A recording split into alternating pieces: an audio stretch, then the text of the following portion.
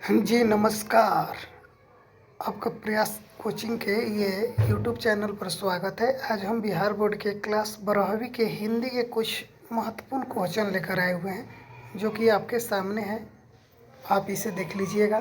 ये दो दो अंक वाले हैं, बहुत महत्वपूर्ण क्वेश्चन है। पहला क्वेश्चन है, आइए, आर्ट ऑफ कन्वर्सेशन क्या है? आर्ट ऑफ कन्वर्सेशन, तो आर्ट ऑफ कन्वर्सेशन बातचीत करने की एक कला है जो यूरोप के लोगों में ज़्यादा प्रचलित है।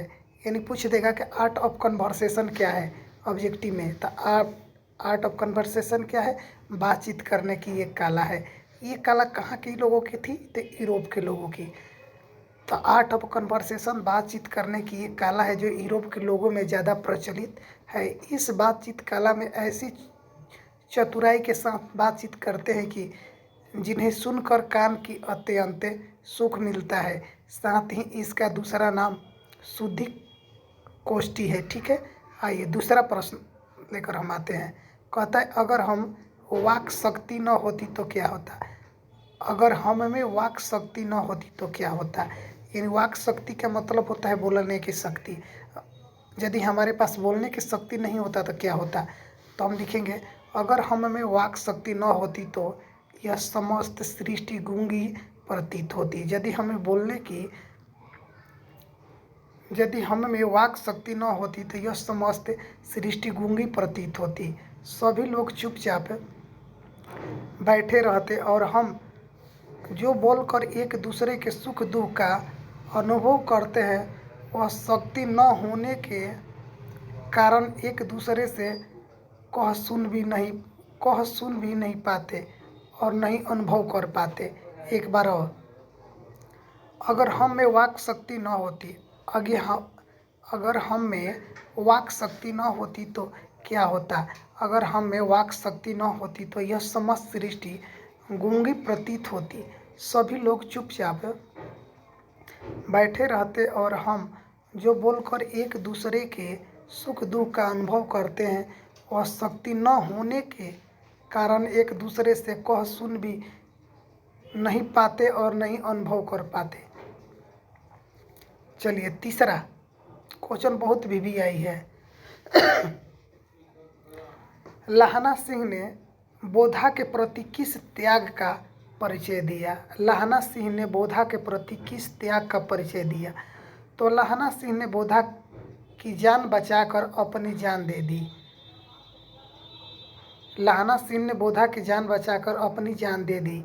साथ ही सूबेदार की भी जान बचाकर अपनी जान दे दी। सूबेदारी ने लहना सिंह को पति और बेटे की रक्षा करने की भीख मांगी थी। ऐसा ही लहना सिंह ने कर दिया।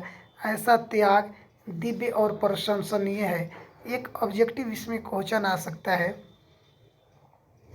लहना सिंह ने किन किन लोगों को जान बचाई? ठीक है जी, तो लहना सिंह ने बोधा की भी जान बचाई, साथ ही सूबेदार की जान बचाई। ठीक है ना। सूबेदार को क्यों जान बचाई? क्योंकि लहना सिंह से सूबेदारी ने अपने पति और बेटे की रक्षा करने के गुहार लगाई थी। उन्होंने भिक्षा मांगा था कि आप हमारे पति और बेटे की सुरक्षा कीजिएगा।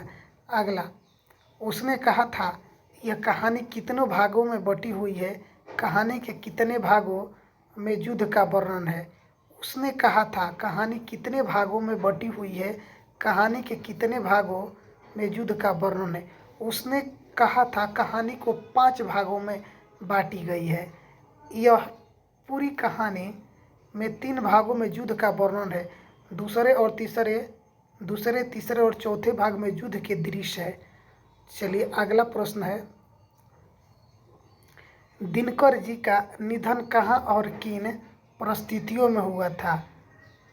दिनकर जी का निधन कहाँ और किन परिस्थितियों में हुआ था? उत्तर लिखते हैं, दिनकर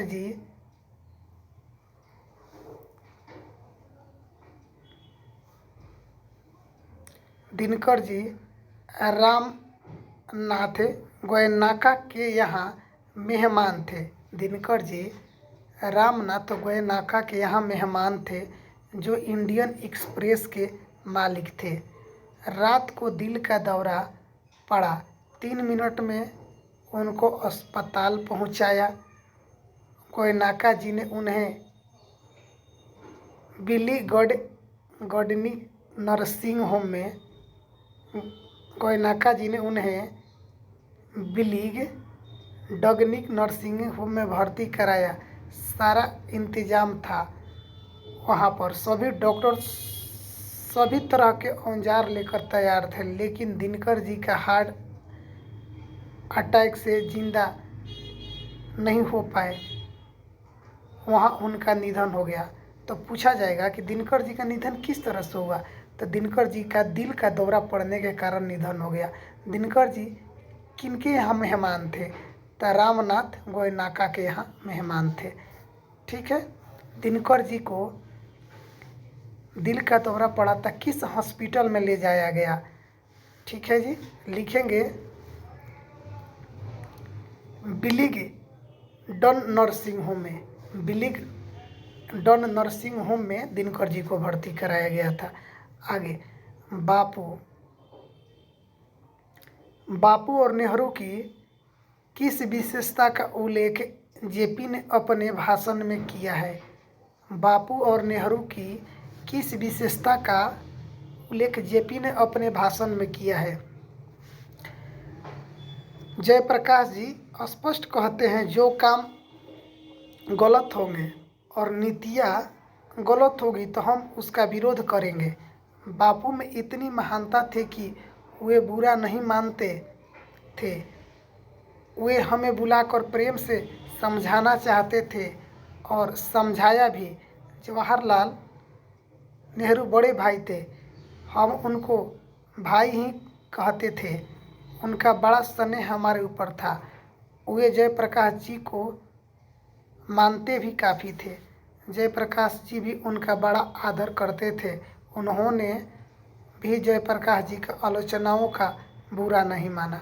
यानी इस कहानी में कह रहे हैं जयप्रकाश नारायण जी कि जो नीतियाँ गलत होती है उनकी आलोचना करने पर भी अच्छे व्यक्ति उसे बुरा नहीं मानते। जैसे कि उन्होंने महात्मा गांधी और पंडित जवाहरलाल नेहरू के बारे में भी कहा है, लेकिन उन्होंने कभी भी इस चीज़ को बुरा नहीं माना। अगला, पुरुष जब नारी के गुण लेता है तो क्या बन जाता है। पुरुष जब नारी के गुण लेता है तो क्या बन जाता है। जब पुरुष नारी के गुण लेता है तो वह देवता बन जाता है। नारियों में पाए जाने वाला गुण जैसे दया, माया, क्षमा, ममता अगर पुरुषों में आ जाए तो पुरुष देवता बन जाता है। पूछ देगा ऑब्जेक्टिव में क्वेश्चन, वह कौन कौन सा गुण है जो कि पुरुषों में आ जाए तो वह देवता बन जाए।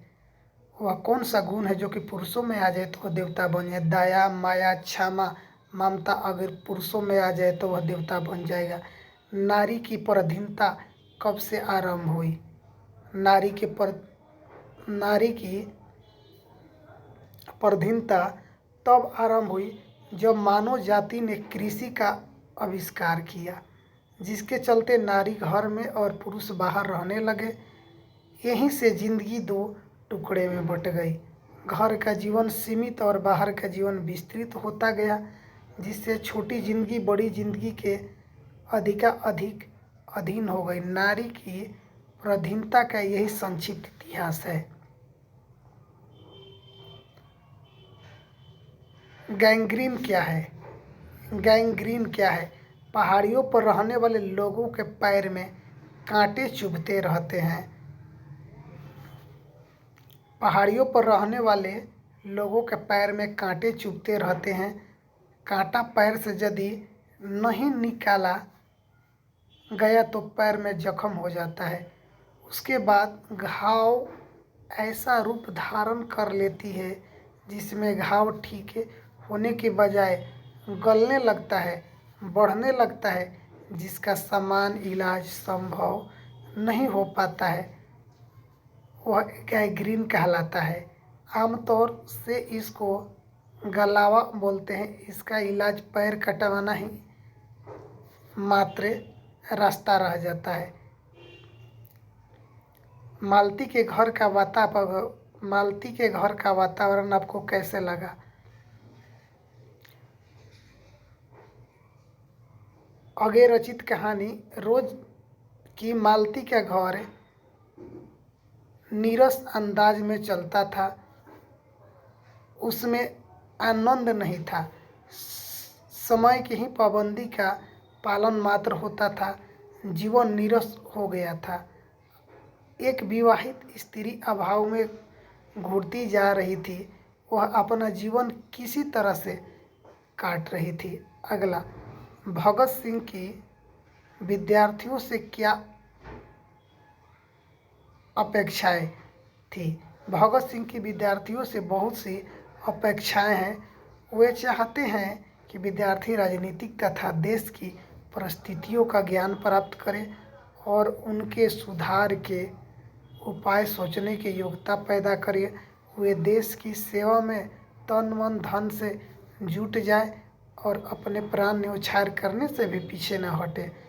अगला, भगत सिंह ने अपनी फांसी के लिए किस समय की इच्छा व्यक्त की है? वे ऐसा समय क्यों चुनते हैं?